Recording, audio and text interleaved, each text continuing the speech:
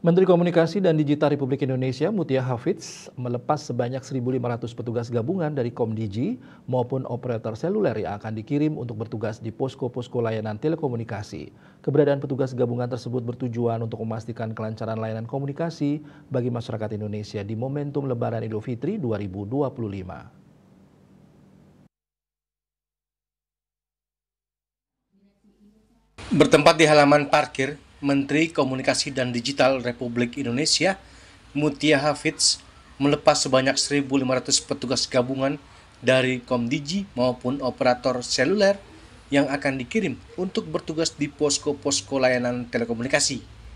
Pelepasan tersebut bertujuan untuk memastikan kelancaran layanan komunikasi bagi masyarakat Indonesia di momen Lebaran Idul Fitri 2025.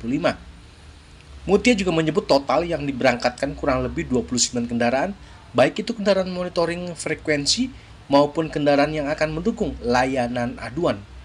Keseluruhan posko berjumlah 386 posko siaga yang disiapkan untuk memastikan kelancaran telekomunikasi di masa Lebaran yang efektif mulai 26 Maret hingga 8 April 2025.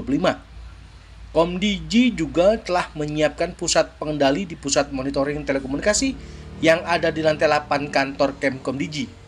Mutia menyampaikan bahwa semua langkah-langkah yang dijalankan Kemkomdigi sudah sejalan dengan arahan Presiden Prabowo Subianto untuk memastikan kelancaran proses mudik di masa Lebaran dan pelaksanaan Nyepi tahun 2025 tetap terjaga dan kondusif.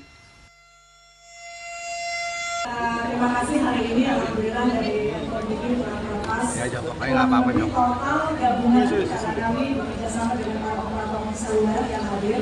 Total gabungan itu kurang lebih 1.500 personel.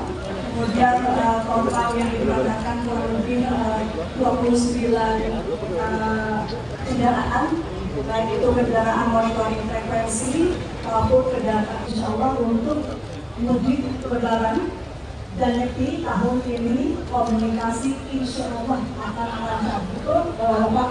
Betul ya? Pas Taslim tadi udah coba, hari ini lancar ya. Mudah-mudahan sampai terus selesai mudik semuanya bisa dilaksanakan dengan lancar. Sekali lagi ini sesuai dengan arahan Presiden bahwa kami ditugaskan seluruh jajaran beliau untuk memudahkan masyarakat yang melakukan mudik Lebaran maupun Nyepi. Jadi yang pertama tentu agar